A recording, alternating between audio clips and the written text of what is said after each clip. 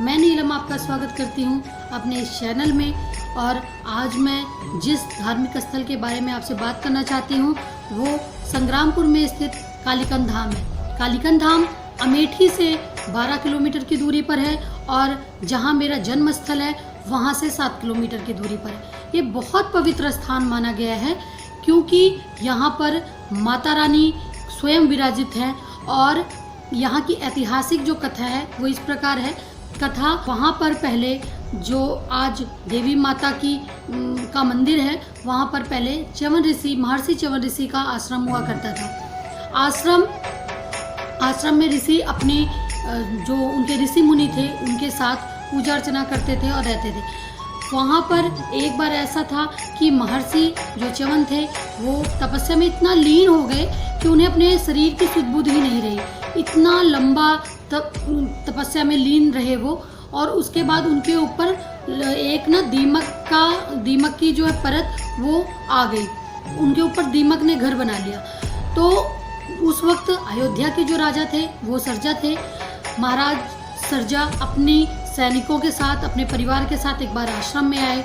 उन्होंने उनको महर्षि च्यवन ऋषि का दर्शन करना था। जब वो आश्रम में आए तो उनकी कन्या अपनी सहेलियों के साथ गई, आश्रम घूमने के लिए गई। तो वहाँ उन्होंने जहाँ महर्षि च्यवन ऋषि ने तपस्या में जहाँ लीन थे वो वहाँ पर वो गई। उन्होंने देखा तो उसमें 2 छेद दिखाई दिए और उन्होंने वहाँ से तिनका उठाया और उनकी जो छेद थे उसमें घुसा दिया। जब घुसाया तो महर्षि च्यवन की आँखों से खून आने लगा, खून निकलने लगा। उनकी तपस्या भंग हुई और उन्होंने श्राप दे दिया। सुकन्या तो भाग गई वहाँ से, लेकिन उन्होंने श्राप दिया कि और उनके श्राप से पूरे राज्य में महामारी फैल गई। महाराज बहुत परेशान हुए। उन्होंने इसका हल ढूंढने के लिए फिर से जो च्यवन महर्षि थे उनके पास आए। उनके ऋषि मुनियों के साथ जब उन्होंने वार्तालाप किया तो पता चला कि यह क्या वाकया था। फिर उन्होंने इसका हल पूछा तो जो वहाँ के ऋषि मुनि थे उन्होंने कहा कि महाराज आप अपनी जो पुत्री हैं, जो कन्या हैं, उनको महर्षि च्यवन की सेवा में छोड़ देना चाहिए ताकि वो उनकी सेवा करें। महाराज ने वैसा ही किया। उन्होंने अपनी कन्या को वहाँ छोड़ दिया। उसके बाद ऋषि मुनियों के आवाहन से वहाँ पर जो देवताओं के वैद्य थे की अमृत कुंड की स्थापना की। अमृत कुंड की स्थापना करते ही महर्षि च्यवन उसमें नहाने लगे। जब वो उसमें उन्होंने स्नान किया तो उनकी आंखें भी लौट आई और वो अपने युवावस्था में भी आ गए।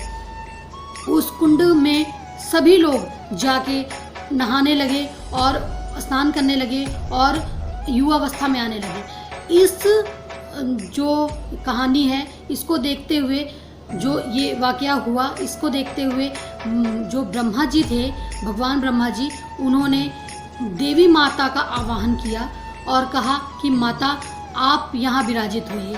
उसके बाद देवी माता वहाँ विराजमान हुई और तब जाकर वो कुंड बंद हुआ और उसी के ऊपर माता रानी विराजित हो गई। तो यहाँ पर जो भी बहुत दूर दूर से श्रद्धालु आते हैं, दर्शन करने आते हैं और सबकी मनोकामनाएं माता रानी पूरा करती हैं। यह कालीकंठ धाम के नाम से प्रसिद्ध हुआ। ये तो थी ऐतिहासिक कथा, लेकिन मैं जो अपने अनुभव साझा करना चाहती थी वो ये था कि जो मेरे परिवार के ऊपर माता रानी की कृपा हुई थी वो इस तरीके से थी कि जो मेरी दादी थी वो मेरे पिताजी 3 भाई थे और उस वक्त परिस्थितियां हमारे अनुकूल नहीं थी क्योंकि जो मेरे दादाजी थे उनकी डेथ हो गई थी और मेरे पिताजी बहुत छोटे थे।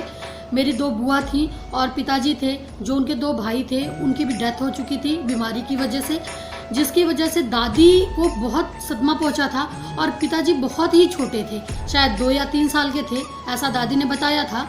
तो जब पिताजी के दोनों भाई की डेथ हो गई तो एक समय ऐसा भी आया जब बहुत महामारी फैली हुई थी।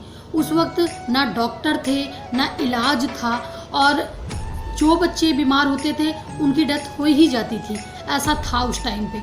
और उस टाइम पे गरीबी भी हमारे घर में ऐसी थी कि पीछे से कोई भी कमाने वाला नहीं था, कोई भी पैसे मतलब इनकम के सोर्स नहीं थे उस टाइम पे। तो मेरी दादी ने बड़ी हिम्मत करी और अपने बच्चों को पालने में अकेले रहकर उन्होंने जो भी संघर्ष किया। जब मेरे पापा की तबीयत खराब हुई तो मेरी दादी को कुछ समझ में नहीं आया। और आप लोग ये जानते हैं कि अगर एक बार इंसान बीमार होता है, डॉक्टर के पास जाता है, लेकिन अगर उसके पास कोई रास्ता नहीं दिखता तो उसे सिर्फ भगवान दिखते हैं, माता रानी दिखती हैं।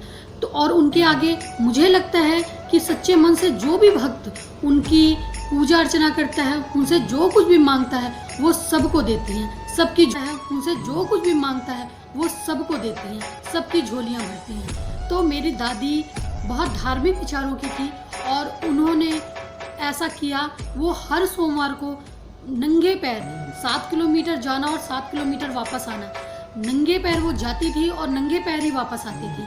तो उन्होंने हर सोमवार को उनका नियम था ये। उन्होंने क्या किया, पिताजी को उठाया, पिताजी उस वक्त बेहोश थे मेरे, और मेरी दादी ने उनको अपने गोदी में लिया और वो सीधा कालीकंद धाम की तरफ भागी हैं। वो वहाँ पहुँची हैं और वहाँ पे उन्होंने देखा, तब मंदिर नहीं हुआ करता था मेरी दादी के टाइम पर, वहाँ पर एक बहुत बड़ा चबूतरा था और माता रानी की मूर्ति वहीं स्थापना उनकी हुई थी, ऐसा मेरी दादी ने बताया था।